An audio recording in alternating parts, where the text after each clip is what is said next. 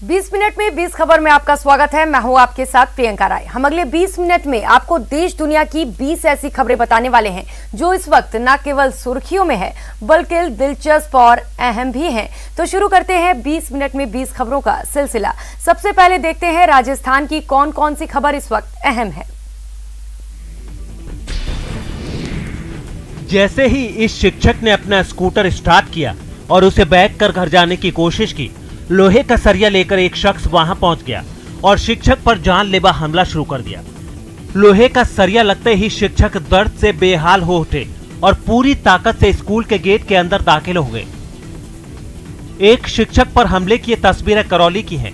बताया जा रहा है कि सवाई माधोपुर के रहने वाले शिक्षक आशीष शर्मा बाल भारती सीनियर सेकेंडरी स्कूल में पढ़ाते हैं और मंगलवार की दोपहर करीब 2:45 बजे जब वो स्कूल से घर जाने के लिए बाहर निकले तो दो बदमाशों ने उन्हें घेर लिया।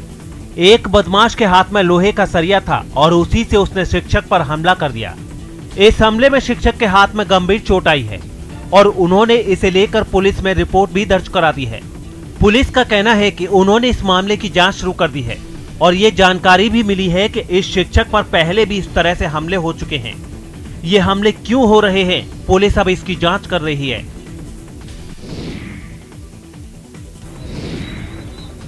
मंगलवार की रात जयपुर रेंज के आईजी हवा सिंह घुमरिया ने अलवर के बड़ौदा मेव थाना के उस इलाके का दौरा किया जहां कुछ दिन पहले एक दलित युवक की पीट कर हत्या कर दी गई थी। इस दौरे के दौरान आईजी के साथ अतिरिक्त पुलिस अधीक्षक श्रीमन लाल मीणा, लक्ष्मणगढ़ डीएसपी राजेश शर्मा, बड़ौदा मेव थाना अधिकारी भी मौजूद रहे। खास बात यह है कि आईजी ने महज वारदात वाली जगह का दौरा किया और वो मृतक के गाँव नहीं गए बल्कि पीड़ित परिवार के लोगों को थाने बुलाकर वहीं उनसे पूछताछ की। अपने दौरे के दौरान आईजी ने मौके वारदात के आसपास के लोगों से भी उस वारदात के बारे में जानकारी ली। गौरतलब है कि बड़ौदा मेव थाना क्षेत्र में मोटरसाइकिल से एक बच्ची को टक्कर लगने के बाद बच्ची के परिवार के लोगों ने मोटरसाइकिल सवार योगेश को बेरहमी से पीटा था, जिसके बाद उसकी मौत हो गई थी। मैं कोई अंतिम निष्कर्ष तो अभी नहीं बताऊंगा आपको क्योंकि अभी जांच चल रही है, लेकिन मैं ये जरूर कहना चाहूँगा कि जो भ्रांतियाँ चल रही है मेरे ख्याल में उस तरह का घटनाक्रम नहीं है, लेकिन हर एंगल से तथ्यों के आधार पे इन्वेस्टिगेशन चल रही है और निश्चित तौर पे जैसी भी सूरत आएगी जो घटनाक्रम है उसी के अनुरूप हम आगे एक्शन लेंगे उसमें।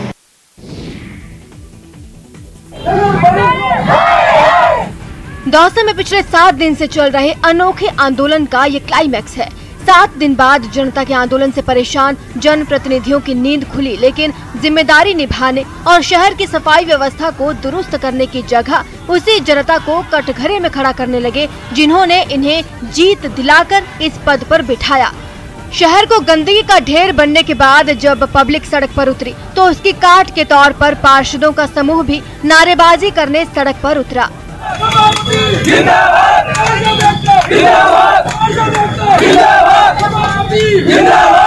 अपनी जिम्मेदारी से बचने के लिए पार्षदों ने बहाना भी ढूंढ निकाला है। हमने ये तय किया है हमारे सभापति ने कि इनका जो वेतन है उनको हम दिला रहे हैं। ठेकेदार वो जिम्मेदारी तो ले, कोई किसको वेतन दिया जाए, जिस ठेकेदार को, जो गुलाब ठेकेदार है जो उसको बुला करके कहा भाई आप जिम्मेदारी लो। ये दौसा की रसोई ये क्या बीमारी है, कौन है ये? हमारी एक ही मांग है, स्वच्छ दौसा। स्वच्छता की मांग को लेकर ये जन आंदोलन चल रहा है।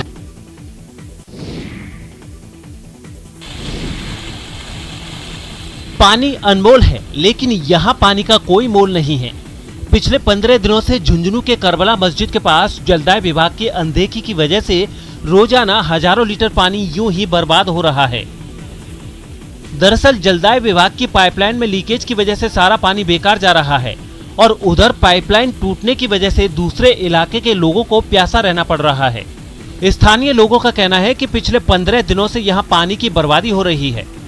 कई बार इसे लेकर जलदाय विभाग को खबर भी दी गई, लेकिन अभी तक किसी ने इस पर ध्यान नहीं दिया है।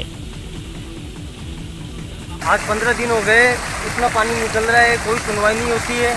वाटर बॉक्स में जाते तो वो लोग कहते हैं कि गड्ढा खोदो। गड्ढे हमारा काम है क्या? गड्ढा देखो कितना, कम से कम 5000 लीटर रोज पानी बह रहा है।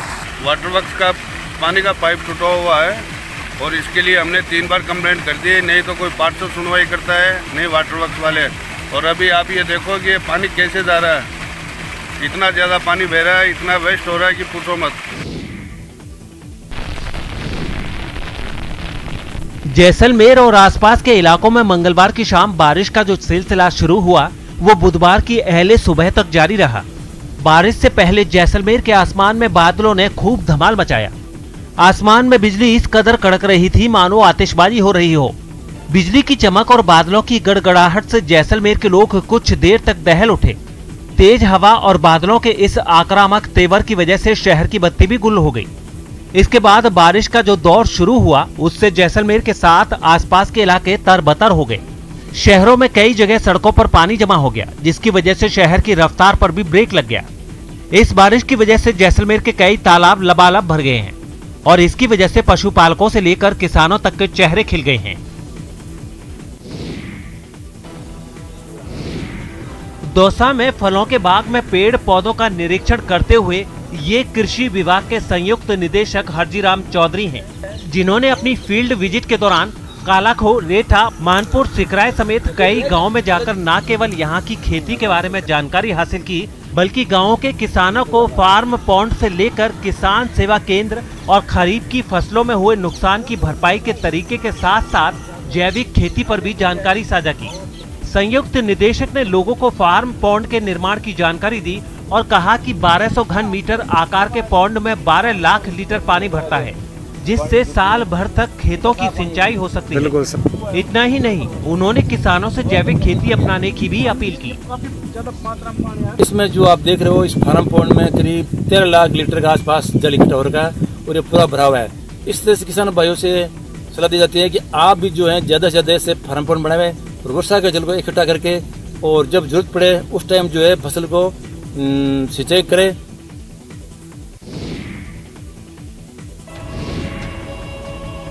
ये तस्वीरें किसी मोबाइल मार्केट की नहीं बल्कि दौसा एसपी ऑफिस की हैं, जहां 25 लाख रुपए कीमत के अलग अलग 180 मोबाइल फोन रखे गए हैं।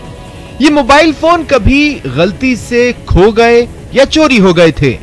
आज जिला स्पेशल टीम और साइबर टीम के कमाल की वजह से पुलिस के पास है। मोबाइल खोया था बांदी हुई में और 7 महीने हो गए उसको, लेकिन 1 महीने बाद ही इन्होंने ढूंढ के, मतलब इन पुलिस प्रशासन व्यवस्था बहुत अच्छी रही, तो 1 महीने के अंदर मेरा मोबाइल मुझे प्रोवाइड करवा दिया। बहुत अच्छा, मैं थैंक यू बोलना चाहती हूँ एसपी सर को भी और अजय परिवार जी को, जो उन्होंने मेरी बहुत हेल्प की मोबाइल दिलाने में। मेरी पुलिस मेरा अभिमान के तहत पुलिस ने इनके मालिकों को एसपी ऑफिस बुलाया और जांच पड़ताल के बाद उनकी अमानत उन्हें सौंप दी।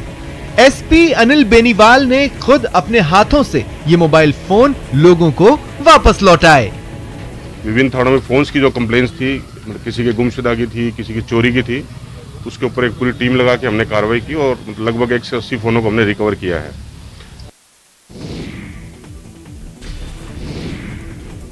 अलवर में प्रशासन शहरों के संग अभियान के लिए जोर शोर से तैयारियां की जा रही हैं। इसी के तहत अलवर नगर परिषद में एक कैंप का आयोजन किया गया। आपको बता दें कि नगर परिषद प्रांगण में 2 अक्टूबर से प्रशासन शहरों के संग अभियान शुरू हो रहा है। इस अभियान की तैयारियों के लिए एक कमेटी गठित की गई है, जिसके लिए एईएन मुकेश तिवारी, एईएन राजकुमार सैनी और वरिष्ठ लिपिक हरीश जांगीर से लोग जानकारी ले सकते हैं। नगर परिषद आयुक्त का कहना है कि अब तक स्टेट ग्रांट एक्ट 69/1 के तहत 1000 फार्म नगर परिषद ने बेचे हैं, जिसको ई मित्र और नगर परिषद में ऑनलाइन भरकर जमा कराना होगा। इस अभियान के तहत एनयूएमएल और स्ट्रीट वेंडर्स को इंदिरा गांधी क्रेडिट योजना के तहत 50,000 तक का लोन नगर परिषद की ओर से दिया जाएगा। साथ ही पेंशन मामलों की जांच की जाएगी। इतना ही नहीं, इस अभियान के तहत नगर परिषद की ओर से सड़क नाली सफाई आदि के लिए टेंडर भी दिए जाएंगे। अभी तक जो है स्टेट ग्रांट एक्ट और 69A के है, करीबन 1000 फार्म है जो यहाँ के लोग लेके गए हैं। उन फार्मों को हम भरवा करके वो सभी नगर मित्रों के माध्यम से भर के नगर परिषद में आवेदन कर सकते हैं। उनके आवेदनों की जांच करके फिर उन्हीं को पट्टे देने की कार्रवाई की जाएगी। कोटा के रहने वाले निशांत सिंह हांडा, जो हिमाचल प्रदेश की हमीरपुर एनआईटी में पढ़ाते हैं, उन्हें एक अमेरिकी कंपनी ने सालाना 1.51 करोड़ का पैकेज ऑफर किया है। कोटा के बोरखेड़ा के निशांत सिंह इस वक्त कंप्यूटर विज्ञान और इंजीनियरिंग विभाग के डुअल डिग्री प्रोग्राम के फाइनल ईयर में हैं। इसी प्रोग्राम के तहत उन्होंने अमेरिकी कंपनी के साथ इंटर्नशिप की थी। जिसके बाद कंपनी ने प्री प्लेसमेंट जॉब कंफर्म कर दिया। इस कंफर्मेशन में पहले 5 राउंड में उनके इंटरव्यू और टेस्ट हुए थे। निशांत का कहना है कि पहले उन्हें लंदन ऑफिस के लिए ऑफर किया गया, लेकिन उनका सपना न्यूयॉर्क जाने का था, लिहाजा उन्होंने कंपनी के साथ बात की और फिर उनका सिलेक्शन न्यूयॉर्क के लिए हो गया। ऑफिस में मेरी इंटर्नशिप लगी थी, वहाँ पे मैंने करीब 2 महीने काम किया इस समर्स में। उसके बाद बेस्ड ऑन परफॉर्मेंस उन्होंने मुझे पीपीओ ऑफ़र किया, तो ऑफ़र वाज फॉर लंदन। उसके बाद बचपन में सपना था कि यूएस जाना है, न्यूयॉर्क जाना है, तो थोड़ी और नेगोशिएशन की करीबन 1-2 महीना, उसके बाद जाके ये न्यूयॉर्क का ऑफ़र मिला है। जैसलमेर के लाठी क्षेत्र में कुर्जा पक्षियों के पहले जत्थे ने खेतौलाई, रामदेवरा, ओढ़ानिया और चाचा गांव के पास स्थित तालाबों पर दस्तक दे दी है। आपको बता दें कि प्रवासी पक्षी कुर्जा पानी के आसपास खुले मैदान और समतल जमीन पर ही अपना अस्थायी डेरा डालकर रहते हैं। इनका मुख्य भोजन वैसे तो मोतिया घास होती है, लेकिन ये पानी के पास पैदा होने वाले कीड़े मकोड़े खाकर भी अपना पेट भर लेते हैं। कुर्जा एक खूबसूरत पक्षी है जो सर्दियों से पहले मंगोलिया, चीन और कजाकिस्तान जैसे देशों से हिमालय को पार कर राजस्थान के अलग अलग इलाके में आते हैं और करीब 6 महीने तक यहीं वक्त बिताते हैं। शीतकालीन प्रवास के लिए कुर्जा पक्षी का आगमन शुरू हो गया है। इस बार कोरोना के चलते पर्यावरण का संतुलन ठीक रहा है, जिससे इस बार बड़ी तादाद में कुर्जा पक्षी ने जैसलमेर की ओर रुख किया है। पक्षी प्रेमियों के लिए यह शुभ संदेश है। और अब देख लेते हैं कुछ अन्य राज्यों की खबरें। प्रधानमंत्री नरेंद्र मोदी अमेरिका के 5 दिन के दौरे पर रवाना हो गए हैं। अमेरिका दौरे पर पीएम मोदी के साथ विदेश मंत्री एस जयशंकर और एनएसए अजीत डोभाल भी अमेरिका के दौरे पर गए हैं। इस दौरे के दौरान पीएम मोदी अमेरिकी राष्ट्रपति जो बाइडेन से 24 सितंबर को व्हाइट हाउस में पहली बार मुलाकात करेंगे। इससे पहले पीएम मोदी 23 सितंबर को वाइस प्रेसिडेंट कमला हैरिस से भी मुलाकात करेंगे। 24 सितंबर को ही बाइडेन क्वाड देशों के राष्ट्र अध्यक्षों से मुलाकात करेंगे। इसमें प्रेसिडेंट बाइडेन और पीएम मोदी के अलावा जापान के प्रधानमंत्री सुगा और ऑस्ट्रेलिया के प्रधानमंत्री स्कॉट मॉरिसन भी हिस्सा लेंगे। वैसे तो ये असैन्य संगठन है, लेकिन हिंद और प्रशांत महासागर में चीन की हरकतों और विस्तारवादी नीतियों को देखते हुए इन 4 देशों का साथ आना बहुत बड़ी कामयाबी मानी जा सकती है। विदेश मंत्रालय के मुताबिक क्वाड की मीटिंग में कई अहम मसलों पर चर्चा होगी। इनमें नई टेक्नोलॉजी, साइबर सिक्योरिटी, समुद्री सुरक्षा, मानवीय सहायता और डिजास्टर मैनेजमेंट के अलावा क्लाइमेट चेंज जैसे मुद्दे शामिल होंगे। इस मीटिंग में चीन के रवैये को लेकर किसी कारगर रणनीति पर भी विचार किया जा सकता है, क्योंकि क्वाड देशों के लिए चीन साझा चुनौती पेश कर रहा है। पश्चिम बंगाल के कुछ जिलों में हो रही लगातार बारिश से हालात और बिगड़ गए हैं। पश्चिम बंगाल के जिन शहरों में बारिश का सबसे ज्यादा असर देखने को मिला है, उनमें पश्चिम मेदिनीपुर और कोलकाता भी शामिल है। यहाँ इस कदर बारिश हुई कि कई इलाकों की सूरत ही बिगड़ गई। कोलकाता के वो इलाके जहां सड़कों पर भीड़ होती थी, गाड़ियां सरपट दौड़ती थी, उन पर पानी का ऐसा कब्जा हुआ कि लोगों का पैदल तक चलना भी मुश्किल हो गया। कोलकाता के गोल्फ ग्रीन इलाके में 3 से 4 फीट तक बारिश का पानी भरने से ज्यादातर लोग अपने घरों से बाहर निकल नहीं पाए, और जो लोग जरूरी काम से बाहर निकले भी वो पानी भरी सड़कों पर जूझते दिखे। बारिश की वजह से दुकान, मकान और सड़कें सब पानी में डूबी नजर आईं। लेकिन कोलकाता के ही न्यू टाउन इलाके में तो कुछ लोग इस मुसीबत के बीच वहां से गुजरने वाली एक सड़क पर मछलियां पकड़ते दिखे। बताया गया है कि ये मछलियां पास के एक तालाब के पानी के साथ बहकर सड़क पर आ गईं। पश्चिम मेदिनीपुर में भी नदियों के पानी ने रिहायशी इलाकों में घुसकर तबाही मचा दी है। खेत खलियान तो डूबे ही डूबे, लोगों के मकान और दुकान भी इस बारिश से बच नहीं पाए। वहां की सड़कों पर गाड़ियों की जगह नावें चलने लगी। बताया गया है कि बाढ़ के पानी की वजह से पश्चिम मेदिनीपुर के 20 से ज्यादा गाँवों का संपर्क शहर से टूट गया है। मध्य प्रदेश के अलीराजपुर से एक हैरान करने वाला वीडियो सामने आया है। यहाँ नदी में बड़े पानी को पार करना 2 बाइक सवारों को महंगा पड़ गया। एक वीडियो में वो लोग नदी पर बने पुल को पार करने की कोशिश करते दिखाई दिए और यही कोशिश उनकी जान के लिए मुसीबत बन गई। जैसे ही वो पुल पर उतरे, उनकी मोटरसाइकिल बंद हो गई। इसके बाद पहले आदमी ने उसे ढकेलना शुरू किया तो दूसरा भी उसकी मदद के लिए वहां पहुंच गया, लेकिन बैलेंस बिगड़ते ही दोनों अलग एक झटके में इस उफनती नदी में बह गए। इसके बाद तो उन दोनों को देख पाना तक मुश्किल हो गया। हालांकि दावा किया गया कि उन लोगों ने आगे मौजूद एक पेड़ को पकड़ लिया, जिससे उनकी जान बच गई, लेकिन उनकी मोटरसाइकिल इस बहाव के आगे नहीं टिक पाई और नदी में कहीं गायब हो गई। गुजरात के वडोदरा से हैरान करने वाला मामला सामने आया है। वहां की मशहूर बिल्डिंग लक्ष्मी निवास पैलेस में मगरमच्छ घुस गया। बताया गया है कि इसी बिल्डिंग में गायकवाड़ राजघराने के लोग रहते हैं। इस घटना के बाद वहां अफरा तफरी का माहौल बन गया और फौरन उस मगरमच्छ को बाहर निकालने के लिए कोशिशें शुरू कर दी गयी। इसके लिए वन विभाग की एक टीम को भी बुलाया गया, जिसने मगरमच्छ को काबू करने के लिए एड़ी चोटी का जोर लगा दिया। राजमहल के अंदर ही मगर बैठा हुआ था। सिक्योरिटी ने देखा तो उन्हें तुरंत ही हमको मैसेज किया। राजमहल में घुसे इस मगरमच्छ को पकड़ने के लिए वन विभाग के लोगों ने एक रस्सी का फंदा बनाया और डंडे की मदद से उसके मुंह की तरफ से बांध दिया। हालांकि इस कोशिश में अंधेरा आड़े आया, पर उन लोगों ने टॉर्च की रोशनी में रेस्क्यू ऑपरेशन जारी रखा। नीचे एक वक्त तो ऐसा आया जब मगरमच्छ को संभालना मुश्किल हो गया। वो जैसे ही बेकाबू हुआ, दोनों वन कर्मी अपनी जान बचाने में जुट गए। उनमें से एक जहां सीढ़ी के ऊपर चढ़ गया तो दूसरा पास रखे जाल के दूसरी तरफ चला गया ताकि मगरमच्छ उनका शिकार न कर पाए। काफी देर तक चली मशक्कत के बाद आखिरकार वो लोग मगरमच्छ को पकड़ने में कामयाब रहे, जिसके बाद उसे जंगल में छोड़ दिया गया।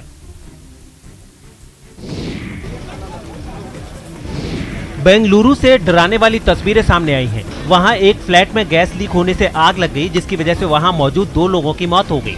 बताया गया है कि गैस लीक होने की वजह से लगी आग ने देखते ही देखते पूरे फ्लैट को अपनी जद में ले लिया। इसके बाद वहां लोगों की भीड़ जुटनी शुरू हो गई, जिनमें से किसी ने दमकल विभाग को इसकी जानकारी दी। दमकल विभाग के लोग फौरन आग बुझाने के काम में जुट गए, लेकिन तब तक उसमें मौजूद 2 लोग इसकी चपेट में आ गए। Exact reason would be known only after the complete investigation. However, on prima facie, as the information has been received in the control room, it looks like it's due to domestic gas cylinder accident. इस हादसे ने आसपास के घरों के लिए भी परेशानी खड़ी कर दी। एक घर की बालकनी में तो एक महिला फंसी दिखाई दी, जिसके घर तक आग की लपटें पहुंच चुकी थी। हालांकि दूसरी तरफ से इसे बुझाने में जुटे लोगों का काम लगातार जारी रहा। कई किलोमीटर दूर से दिख रही आग से इतना धुआं निकला कि सारा आसमान इससे भर गया। आग की लपटों की वजह से बिल्डिंग का ऊपरी हिस्सा पूरी तरह काला पड़ गया। तमिलनाडु के कोयम्बटूर से चौंकाने वाली कुछ तस्वीरें सामने आई हैं। वहां एक चलती कार पर पेड़ आ गिरा, जिससे इलाके के लोग घबरा गए। इस घटना की जानकारी मिलने के बाद उस कार से पेड़ को हटाने की कोशिशें शुरू हो गईं, जिसके लिए बचाव दल घटना की जगह पर पहुंचा और कार पर गिरी पेड़ की भारी भरकम टहनी को हटाने का काम शुरू कर दिया। इसके लिए एक मशीन की मदद ली गई, जिससे उस टहनी को पेड़ से अलग करके नीचे गिराया गया। वो टहनी इतनी भारी थी कि उसे हटाने में बचाव दल के कर्मचारियों के पसीने छूट गए। इस हादसे में कार का अगला शीशा पूरी तरह चकनाचूर हो गया। शीशे के छोटे छोटे टुकड़े ड्राइवर सीट पर बिखरे मिले। हालांकि कार चलाने वाला शख्स सुरक्षित रहा, जिससे वहां पहुंची पुलिस ने जानकारी ली और ये पता लगाने की कोशिश की कि आखिर हादसा हुआ कैसे। बिहार के बांका जिले में मुख्यमंत्री नीतीश कुमार ने एक रोप वे का उद्घाटन किया। बांका में पर्यटन को बढ़ावा देने के मकसद से राज्य सरकार ने वहां कई प्रोजेक्ट शुरू किए हैं। उन्हीं प्रोजेक्टों में से एक है ये रोप वे। इस रोप वे का उद्घाटन करने के लिए खुद मुख्यमंत्री नीतीश कुमार वहां पहुंचे थे और उन्होंने ही बटन दबाकर इस सेवा की शुरुआत भी की।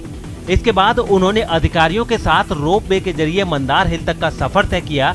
साथ ही उन्होंने इस प्रोजेक्ट से जुड़ी जानकारियां भी अधिकारियों से ली। जो काम किया है इरिगेशन डिपार्टमेंट ने वो अपना किया है। हम थोड़ी देर में मुख्यमंत्री को सीधे लाइव जोड़ेंगे और हमारे यहाँ पर तो नहीं देखे, ये देख करके मुझको बहुत अच्छा लगा। वो भी और ज्यादा बहुत ज्यादा संभावना है पर्यटन का। बांका में पर्यटन को बढ़ावा देने के मकसद से इस रोप वे के अलावा वहां करीब 18 एकड़ में बनने वाले एक बायोडायवर्सिटी पार्क का भी शिलान्यास किया। इसके अलावा उन्होंने एक झील में नाव के जरिए सैर भी की। इस दौरान राज्य के जल संसाधन मंत्री संजय कुमार झा भी उनके साथ मौजूद रहे।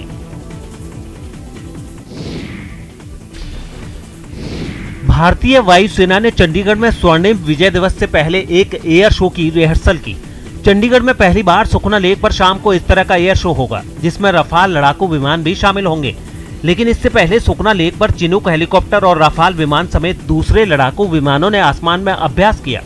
वहां से जो तस्वीरें सामने आई, उनमें दुश्मन के इलाके में उतरकर जवाबी हमला करने वाला चिनूक हेलीकॉप्टर झील के ऊपर मंडराता नजर आया। वो पानी के बेहद करीब पहुंचकर वहां से बादलों के बीच लौट गया।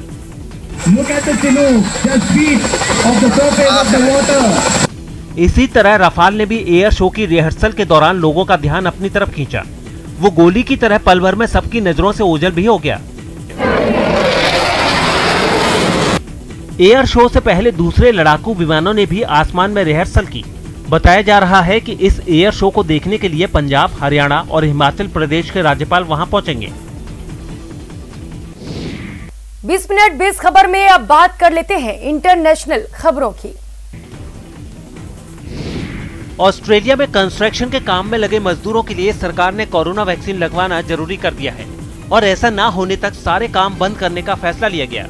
सरकार के इस फैसले के खिलाफ कई लोग सड़कों पर उतर आए और उन्होंने मेलबर्न शहर के तकरीबन सारे रास्ते जाम कर दिए।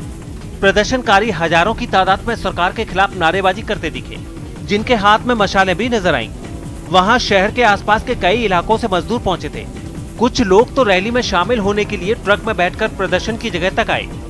विरोध जता रहे लोगों ने आरोप लगाया कि प्रशासन ने वैक्सीन लगवाने की हिदायत तो दी ही, साथ ही ये भी कहा कि अगर ऐसा नहीं हुआ तो सारे कंस्ट्रक्शन के काम बंद कर दिए जाएंगे। हालांकि सरकार की तरफ से इस पर सफाई भी दी गई।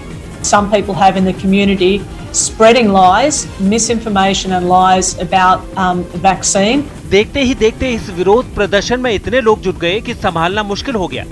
सड़कों पर मजदूरों का हुजूम नजर आया। इन्हें रोकने के लिए पुलिस की कई टुकड़ियां भी तैनात करनी पड़ी। कुछ पुलिस वाले तो इस रैली के साथ ही चलते रहे ताकि जरूरत पड़ने पर फौरन भीड़ पर काबू पाया जा सके। भूमध्य सागर में जिंदगी और मौत के बीच जूझ रहे 60 शरणार्थियों को बचा लिया गया है। ये लोग छोटी नावों के जरिए लीबिया से भूमध्य सागर पार कर यूरोप पहुंचने की कोशिश कर रहे थे, लेकिन कुछ दूर जाने पर ही उनकी नाव का इंजन बंद हो गया और ये लोग बीच समंदर में ही फंस गए। तेज लहरों के बीच उनकी नाव डूबने लगी। हालांकि उनकी किस्मत अच्छी थी और वहां मौजूद एक जहाज पर कुछ लोगों की उन पर नजर पड़ गई, जिसके बाद बचाव अभियान शुरू किया गया। बचाव दल के लोग छोटी नाव से उनके पास पहुंचे और मदद का काम शुरू किया। इस नाव में 54 शरणार्थी सवार थे, जिनमें महिलाएं और बच्चे भी शामिल थे। नाव का इंजन बंद होने की वजह से वो कभी भी डूब सकती थी। ऐसे में पहले सभी को लाइफ जैकेट दी गई। इसके बाद सभी को एक एक कर एक बड़े जहाज में पहुंचाया गया। बचाव का काम रात के अंधेरे में भी जारी रहा। एक दूसरी नाव में सवार 6 लोगों को भी इसी तरह बाहर निकाला गया। ये सभी लीबिया, ट्यूनीशिया, बुर्किना फासो, माली और सोमालिया जैसे अफ्रीकी देशों के लोग थे, जो बेहतर जिंदगी की तलाश में यूरोप के लिए निकले थे।